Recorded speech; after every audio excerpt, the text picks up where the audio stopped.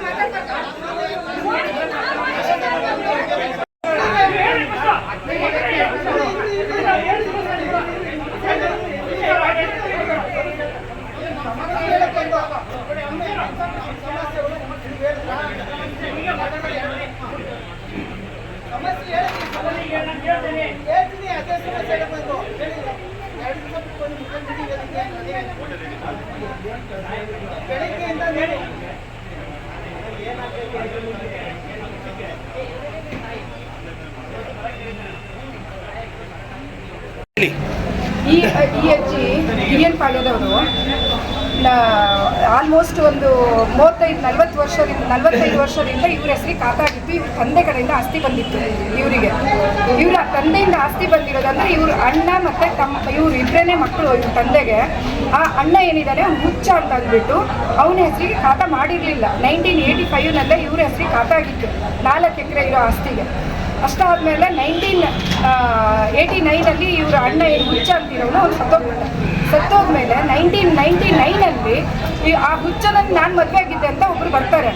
ಒಬ್ರು ಲೇಡಿ ಬಂದ್ಬಿಟ್ಟು ನಾನು ಈ ಆಸ್ತಿಗೆ ನನಗೂ ಹಕ್ಕಿದೆ, ನಾನು ಆ ಹುಚ್ಚನ ಮದುವೆ ಆಗಿದ್ದೆ ಅಂತ ಬರ್ತಾರೆ. ಬಂದಮೇಲೆ ಸಿವಿಲ್ ಕೋರ್ಟಲ್ಲಿ ಕೇಸ್ ಹಾಕ್ಕೊಳ್ತಾರೆ. ಸಿವಿಲ್ ಕೋರ್ಟಲ್ಲಿ ಕೇಸ್ ಡಿಸ್ಮಿಸ್ ಆಗುತ್ತೆ. ಅಪೀಲ್ ಮಾಡ್ಕೊಳ್ತಾರೆ. ಅಪೀಲು ರಿಮ್ಯಾಂಡ್ ಆಗಿಬಿಟ್ಟು ಇವ್ರಿಗೆ ಏನಾದರೂ ನಿಜ ಇದೆಯಾ ಅಥವಾ ಏನಿದೆಯಾ ಅಂತ ನೋಡಿ ಡಿಸ್ಪೋಸ್ ಮಾಡಿ ಅಂತ ಕಳಿಸ್ತಾರೆ. ರಿಮ್ಯಾಂಡ್ ಆದಾಗ ಸರಿ ಇವ್ರೂ ಯಾರಿಗೂ ಸಾಕ್ಷಿ ಕೊಟ್ಬಿಟ್ಟು ಹುಚ್ಚನ್ ನಾನು ಮದುವೆ ಆಗಿದ್ದಂತೆ ಸಾಕ್ಷಿ ಕೊಟ್ಬಿಟ್ಟು ಅವರು ಹೌದು ಈ ಹುಚ್ಚನ್ ಹೆಂಡತಿ ಆಗಿದ್ರು ಅಂತಂದು ಅರ್ಥಗಿಸ್ತೆ ಅಂತ ಅಲ್ಲಿ ಇದಾಗುತ್ತೆ, ಏನು ಕೋರ್ಟಲ್ಲಿ ಆರ್ಡರ್ ಆಗುತ್ತೆ. ಆ ಆರ್ಡ್ರನ್ನ ಇವರು ಚಾಲೆಂಜ್ ಮಾಡಿರ್ತಾರೆ ಇದರೊಳಗೆ ಡಿಸ್ಟ್ರಿಕ್ಟ್ ಕೋರ್ಟಲ್ಲಿ. ಇವ್ರ ಅಪೀಲ್ ಏನಿದೆ ಡಿಸ್ಮಿಸ್ ಆಗುತ್ತೆ. ಡಿಸ್ಮಿಸ್ ಆದಮೇಲೆ ಸೆಕೆಂಡ್ ಅಪೀಲ್ನ ಹೈಕೋರ್ಟಿಗೆ ಫೈಲ್ ಮಾಡ್ಕೊಳ್ತಾರೆ.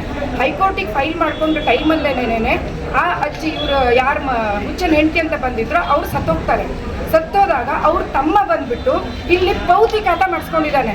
ತಮ್ಮ ಇವ್ರ ತಮ್ಮ ಅಲ್ಲ, ಯಾರ ಹುಚ್ಚನ ಹೆಂಡತಿ ಅಂತ ಬಂದಿದ್ಲೋ ಆ ತಾಯಿಯ ತಮ್ಮ ಬಂದು ಪೌತಿ ಖಾತಾ ಮಾಡಿಸ್ಕೊಂಡಿದ್ದಾನೆ. ಪೌತಿ ಖಾತಾ ಇವರೇ ಮಾಡಿಸ್ಕೊಟ್ಟಿದ್ದಾರೆ. ಮಾಡಿಸ್ಕೊಟ್ರೆ ಇವಾಗ ಬಿಲ್ ಮೇಲೆ ಮಾಡಿಸ್ಕೊಂಡಿದ್ದಾನೆ ಅಂತಾರೆ. ಬಿಲ್ ಮೇಲೆ ಇವ್ರಿಗೆ ಮಾಡಿಸ್ಕೊಡೋ ಯಾವುದೇ ಅಧಿಕಾರ. ಈಗ ತಹಸೀಲ್ದಾರ್ ಬಗ್ಗೆ ಏನಾಗ್ತದೆ? ಆಮೇಲೆ ಅಷ್ಟಾದ್ಮೇಲೆ ಇವರು ತಹಶೀಲ್ದಾರ್ ಹತ್ರ ಅದೇನು ಅವರು ಖಾತಾ ಮಾಡಿಸ್ಕೊಂಡಿದ್ದಾರೆ ಆ ಖಾತಾನ ಚಾಲೆಂಜ್ ಮಾಡಿದ್ರು ಎಸಿನಲ್ಲೂ ಹೌದು ಆ ಮನುಷ್ಯಂದು ಖಾತಾ ಇದೆ ಅಂತ ಜಂಟಿಯಾಗಿ ಬಂತು.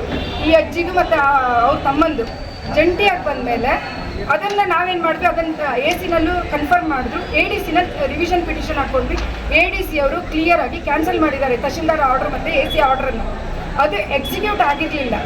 ಎಕ್ಸಿಕ್ಯೂಟ್ ಆಗದೇನೆ ಏನಕ್ಕೆ ಅಂದರೆ ಅವರು ರೀಸನ್ ಕೊಟ್ಟಿದ್ರು, ಹೈಕೋರ್ಟಲ್ಲಿ ಕೇಸ್ ಪೆಂಡಿಂಗ್ ಇರೋದ್ರಿಂದ ಹೈಕೋರ್ಟಲ್ಲಿ ಏನು ಆರ್ಡರ್ ಆಗುತ್ತೆ ಅದ್ರ ಮೇಲೆ ನೀವು ಇಲ್ಲಿ ಎಕ್ಸಿಕ್ಯೂಟ್ ಮಾಡಿಸ್ಕೊಳ್ಳಿ, ಈ ಅಜ್ಜಿ ಹೆಸರನ್ನು ಇದು ಮಾಡಿಸ್ಕೊಳ್ಳಿ ಅಂತ. ಹೈಕೋರ್ಟಲ್ಲಿ ಏನಾಯಿತು, ಈ ಅಜ್ಜಿ ಬಿಟ್ಟರೆ ಬೇರೆ ಯಾರೇ ವಾರಸ್ತಾ ಇಲ್ಲ ಆ ಅಜ್ಜಿಗೆ. ಇನ್ ಕೇಸ್ ಅವನೇನಾದರೂ ವಿಲ್ ಇದೆ ಅಂತ ಹೇಳಿದ್ರೆ ವಿಲ್ಲನ್ನು ಕೋರ್ಟಲ್ಲಿ ಪ್ರೂವ್ ಮಾಡ್ಕೊಂಡು ಬಂದು ಎಂಟ್ರಿ ಮಾಡಿಸ್ಕೊಳ್ಳಿ, ಅಲ್ಲಿವರೆಗೆ ಈ ಕೇಸನ್ನು ನಾವು ಕ್ಲೋಸ್ ಮಾಡ್ತೀವಿ.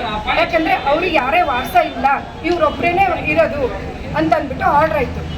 ಆ ಆರ್ಡ್ರನ್ನು ಎಕ್ಸಿಕ್ಯೂಟ್ ಮಾಡಿಕೊಡಿ ಅಂತ ಹೇಳಿದ್ರೆ ಇವ್ರ ಊರಲ್ಲೇ ವಾಸ ಇಲ್ಲ ಅಂತ ಒಬ್ರು ಸೆಕ್ರೆಟರಿ ಕೊಡ್ತಾರೆ ಇವರಿಗೆ ಫ್ಯಾಮಿಲಿ ಟ್ರೀ ಕೇಳಕ್ ಹೋದ್ರೆ.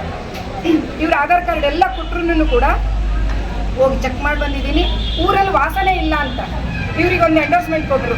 ಇವ್ರು ಬಂದು ಇಲ್ಲ ನಾನು ADC ಆರ್ಡರ್ನ ಎಕ್ಸಿಕ್ಯೂಟ್ ಮಾಡೋಕ್ಕಾಗಲ್ಲ, ಅವ್ನು ಕೋರ್ಟಲ್ಲಿ ಕೇಸ್ ಪೆಂಡಿಂಗ್ ಮಾಡಿದ್ದಾನೆ, ಕೇಸ್ ಫೈಲ್ ಮಾಡಿದ್ದಾನೆ ಅಂತ.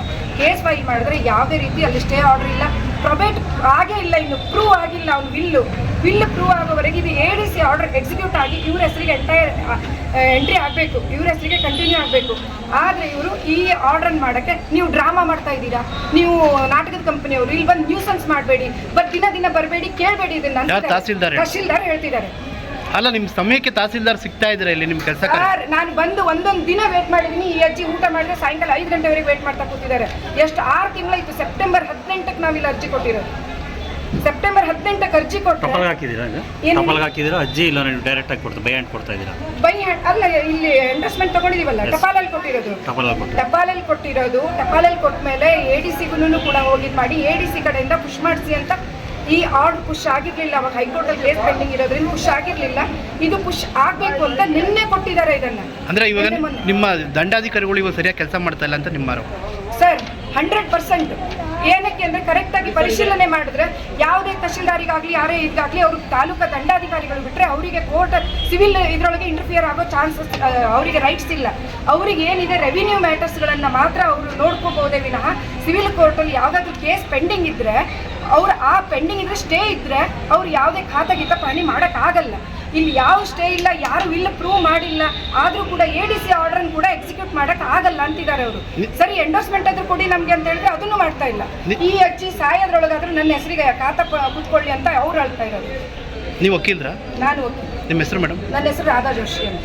ನೆನಮಂಗಲ ಸುದ್ದಿಗಾಗಿ ಲಕ್ಷ್ಮಣ್ ಮಂಡಿಗೆರೆ.